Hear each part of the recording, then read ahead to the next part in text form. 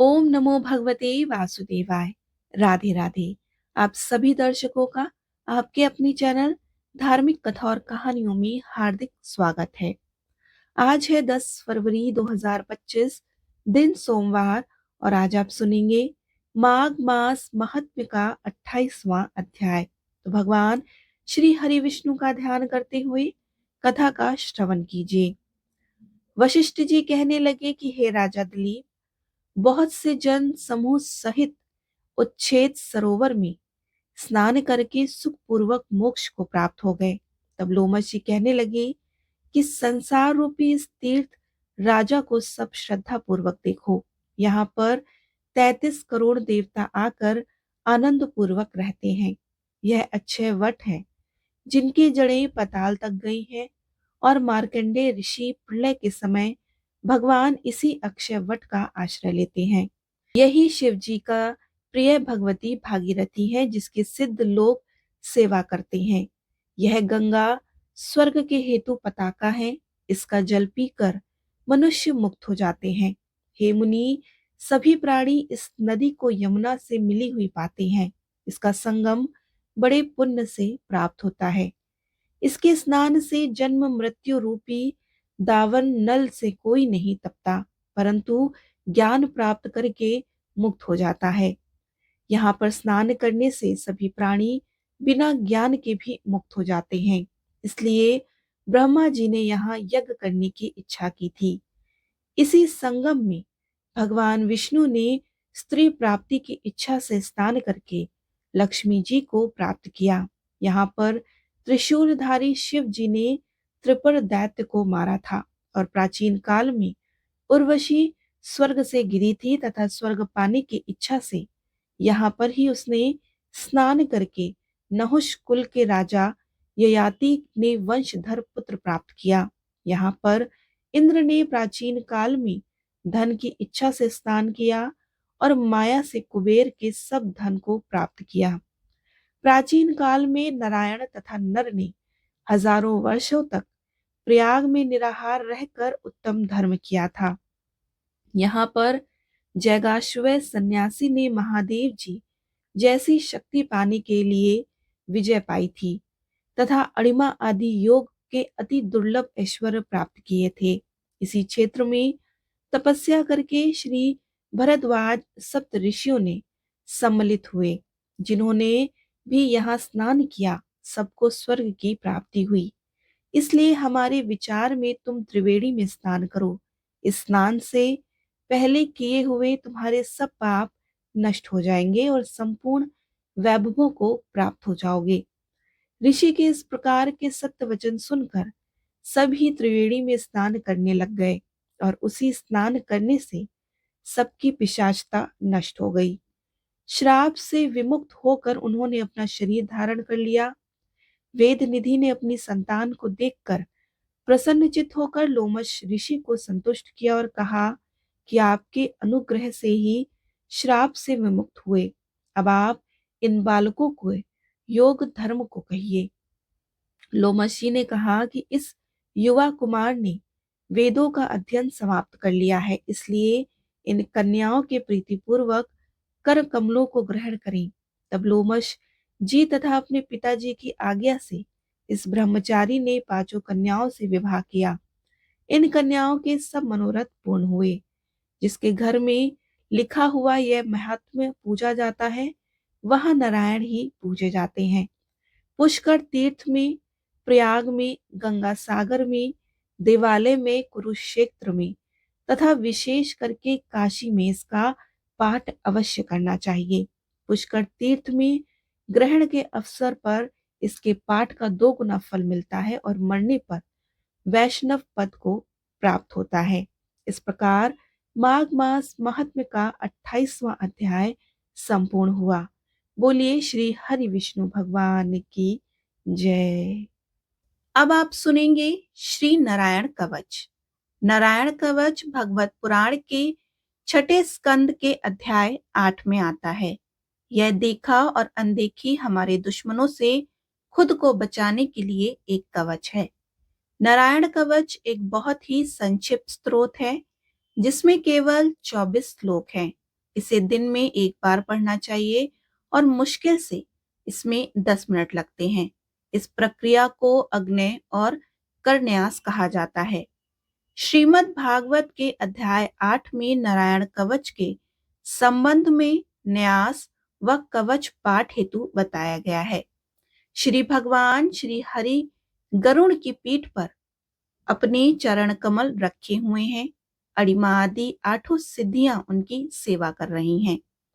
राजा परीक्षित ने पूछा कि भगवान, देवराज इंद्र ने जिससे सुरक्षित होकर शत्रुओं की चतुरांगिनी सेना को खेल खेल में अनायास ही जीत कर त्रिलोकी की राजलक्ष्मी का उपभोग किया, आप उस नारायण कवच को सुनाइए और यह भी बतलाइए कि उन्होंने उससे सुरक्षित होकर रणभूमि में किस प्रकार आक्रमणकारी शत्रुओं पर विजय प्राप्त करी।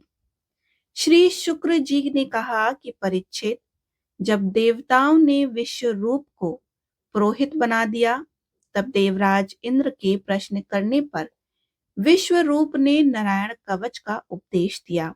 तुम एकाग्रचित्त होकर इसका श्रवण करो।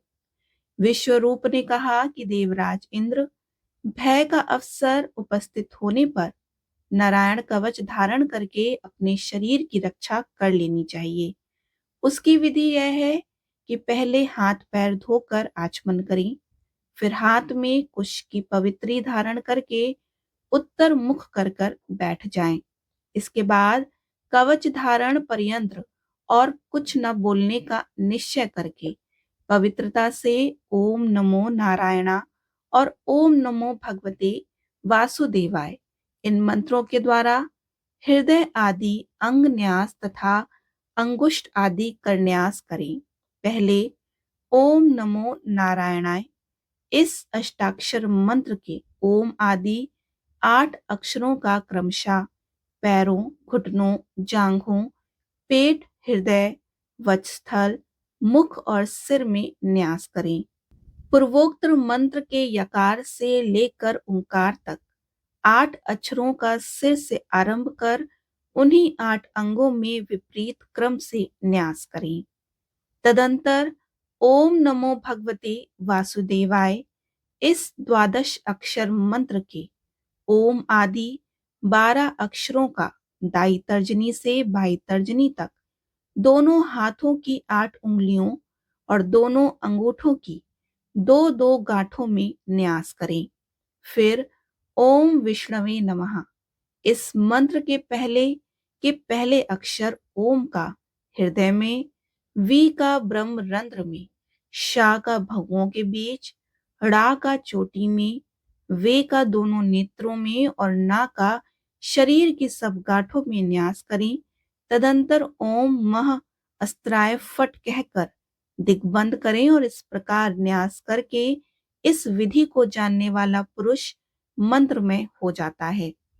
इसके बाद समग्र ऐश्वर्य, धर्म, यश, लक्ष्मी, ज्ञान और वैराग्य से परिपूर्ण इष्ट देव भगवान का ध्यान करें और अपने को भी तद्रूप ही चिंतन करें। तत्पश्चात विद्या, तेज और तप स्वरूप इस कवच का पाठ करें। भगवान श्री हरि गरुड़ जी की पीठ पर अपने चरण कमल रखे हुए हैं। अणिमा आदि 8 सिद्धियां उनकी सेवा कर रही हैं।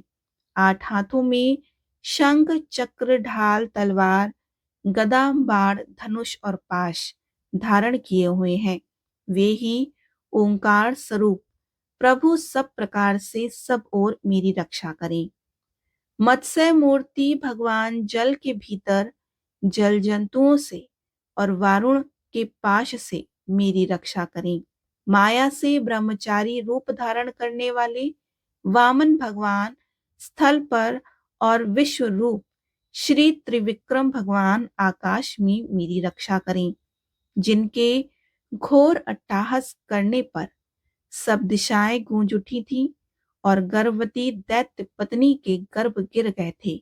वे दैत्युत पतियों के शत्रु भगवान नरसिंह किले, जंगल, रणभूमि आदि विकट स्थानों पर मेरी रक्षा करें। दहाड़ों पर पृथ्वी को उठा लेने वाले यज्ञ मूर्ति वराह भगवान मार्ग में परशुराम जी पर्वतों के शिखरों और लक्ष्मी जी के सहित भरत के बड़े भाई भगवान रामचंद्र प्रवास के समय मेरी रक्षा करें। भगवान नारायण मारण मोहन आदि भयंकर अभिचारों और सब प्रकार के प्रमादों से मेरी रक्षा करें। ऋषि श्रेष्ठ नर गर्व से, योगेश्वर भगवान दत्तात्रेय योग के विघ्नों से और त्रिगुणाधिपति भगवान कपिल कर्म बंधन से मेरी रक्षा करें। परम श्री सनत कुमार कामदेव से, है ग्रीव भगवान मार्ग में चलते समय देव मूर्तियों को नमस्कार आदि न करने पर अपराध से, देवर्षि नारद सेवा अपराधों से और भगवान कच्छप सब प्रकार के नरकों से मेरी रक्षा करें। भगवान धन्वंतरी कुपत से, जितेंद्र भगवान ऋषभ देव सुख दुख आदि भयदायक द्वंद्वों से, यज्ञ भगवान लोकापवाद से, बलराम जी मनुष्यकृत कष्टों से और श्री शेष जी क्रोधवश नामक सर्पों के गणों से मेरी रक्षा करें। भगवान श्री कृष्ण द्वैपायन व्यास जी अज्ञान से तथा बुद्ध देव पाखंडियों से और प्रमाद से मेरी रक्षा करें। धर्म रक्षा करने वाले महान अवतार धारण करने वाले भगवान कल की पाप बहुल कल की काल के दोषों से मेरी रक्षा करें। प्रातःकाल भगवान केशव अपनी गदा लेकर कुछ दिन चढ़ जाने पर भगवान गोविंद अपनी बांसुरी लेकर, दोपहर के पहले भगवान नारायण अपनी तीक्ष्ण शक्ति लेकर और दोपहर को भगवान विष्णु चक्रराज सुदर्शन लेकर मेरी रक्षा करें। तीसरे पहर में भगवान मधुसूदन अपना प्रचंड धनुष लेकर मेरी रक्षा करें। सायकाल में ब्रह्मा आदि त्रिमूर्तिधारी माधव, सूर्यास्त के बाद ऋषिकेश, अर्धरात्रि के पूर्व तथा अर्धरात्रि के समय अकेले भगवान पद्मनाभ मेरी रक्षा करें। रात्रि के पिछले पहर श्री वत्सलक्ष श्री हरि, उषा काल में खड्गधारी भगवान जनार्दन, सूर्योदय से पूर्व श्री दामोदर और संपूर्ण संध्याओं में कालमूर्ति भगवान विश्वेश्वर मेरी रक्षा करें। सुदर्शन आपका आकार चक्र की तरह है और आपके किनारे का भाग प्रलयकालीन अग्नि के समान अत्यंत तीव्र है। आप भगवान की प्रेरणा से सब ओर घूमते रहते हैं और जैसे आग वायु की सहायता से सूखे घास फूस को जला डालती है, वैसे ही आप हमारी शत्रु सेना को शीघ्र से शीघ्र जला दीजिए। कौमुद की गदा आपसे छूटने वाली चिंगारियों का स्पर्श वज्र के समान असहाय है। आप भगवान अजित की प्रिया हैं और मैं उनका सेवक हूँ। इसलिए आप कुष्मांड, विनायक, यक्ष, राक्षस, भूत और प्रेत आदि ग्रहों को भी अभी कुचल डालिए तथा मेरे शत्रुओं को चूर चूर कर दीजिए। शंख श्रेष्ठ, आप भगवान श्री कृष्ण के फूकने से भयंकर शब्द करके मेरे शत्रुओं का दिल दहला दीजिए। एवं यातुन्धाम, प्रथम प्रेत मात्र का पिशाच तथा ब्रह्म राक्षस आदि भयावने प्राणियों को यहाँ से झटपट भगा दीजिए। भगवान की श्रेष्ठ तलवार, आपकी धार बहुत तीक्ष्ण है। आप भगवान की प्रेरणा से मेरे शत्रुओं को छिन्न भिन्न कर दीजिए। भगवान की प्यारी ढाल, आप में सैकड़ों चंद्रकार मंडल हैं। आप पाप दृष्टि, पापात्मा शत्रुओं की आंखें बंद कर दीजिए और उन्हें सदा के लिए अंधा बना दीजिए।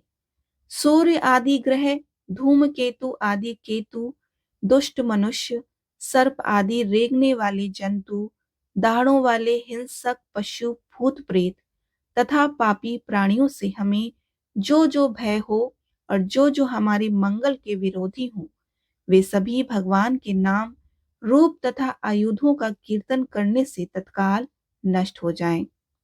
ब्रद रथांतर आदि सामवेदीय स्त्रोतों से जिनकी स्तुति की जाती है, वे वेद मूर्ति भगवान गरुण और विश्वसेन से अपने नामोच्चारण के प्रभाव से हमें सब प्रकार की विपत्तियों से बचाएं। श्री हरि का नाम रूप वाहन आयुध और श्रेष्ठ पाशर्द हमारी बुद्धि, इंद्रिय, मन और प्राणों को सब प्रकार की आपत्तियों से बचाएं। जितना भी कार्य अथवा कारण रूप जगत है वह वास्तव में भगवान ही है। इस सत्य के प्रभाव से हमारे सारे उपद्रव नष्ट हो जाएं। अर्थ लोग ब्रह्मा और आत्मा की एकता का अनुभव कर चुके हैं। उनकी दृष्टि में भगवान का स्वरूप समस्त विकल्पों से रहित है, भेदों से रहित है, फिर भी वे अपनी माया शक्ति के द्वारा भूषण, आयुध और रूप नामक शक्तियों को धारण करते हैं। यह बात निश्चित रूप से सत्य है। इस कारण सर्वज्ञ सर्वव्यापक भगवान श्री हरि सदा सर्वत्र सब स्वरूपों से हमारी रक्षा करे, जो हमें अपने भयंकर अट्टहास से सब लोगों को भय को भगा देते हैं और अपने तेज से सबका तेज ग्रस्त कर लेते हैं। वे भगवान नरसिंह दिशा विदिशा से नीचे ऊपर बाहर भीतर सब ओर से हमारी रक्षा करें। देवराज इंद्र, मैंने तुम्हें यह नारायण कवच सुना दिया। अब इस कवच से तुम अपने को सुरक्षित कर लो। बस फिर तुम अनायास ही सब दैत्य युद्धपतियों को जीत कर लोगे। इस नारायण कवच को धारण करने वाला पुरुष जिसको भी अपनी नेत्रों से देख लेता है अथवा पैर से छू देता है, वो तत्काल समस्त भयों से मुक्त हो जाता है। तो इस वैष्णवी विद्या को धारण कर लेता है, उसे राजा, डाकू, प्रेत, पिशाच आदि और बाघ आदि हिंसक जीवों से कभी किसी प्रकार का भय नहीं होता। देवराज, प्राचीन काल की बात है, एक कौशिक गोत्रीय ब्राह्मण ने इस विद्या को धारण करके योग धारणा से अपना शरीर मरुभूमि में त्याग दिया। जहां उस ब्राह्मण का शरीर पड़ा था उसके ऊपर से एक दिन गंधर्वराज चित्ररथ अपनी स्त्रियों के साथ विमान पर बैठकर निकले। वहां आते ही वे नीचे की ओर सिर किए हुए विमान सहित आकाश से पृथ्वी पर गिर पड़े और इस घटना से उनके आश्चर्य की सीमा ना रही। जब उन्हें बालखिल्य मुनियों ने बतलाया कि यह नारायण कवच धारण करने का प्रभाव है, तब उन्होंने उस ब्राह्मण देव की हड्डियों को ले जाकर पूर्व वाहिनी सरस्वती नदी में प्रवाहित कर दिया और फिर स्नान करके वे अपने लोक में चले गए। श्री शुक्रदेव जी कहते हैं कि परीक्षित, जो पुरुष इस नारायण कवच को समय पर सुनता है और जो आदर पूर्वक इसे धारण करता है, उसके सामने सभी प्राणी आदर से झुक जाते हैं और सब प्रकार के भयों से मुक्त हो जाता है। परीक्षित, शत शुक्र इंद्र ने आचार्य विश्वरूपी से यह वैष्णवी विद्या प्राप्त करके रणभूमि में असुरों को जीत लिया और त्रिलोक लक्ष्मी का उपभोग करने लगे। बोलिए श्री हरि विष्णु भगवान की जय। लक्ष्मी मैया की जय।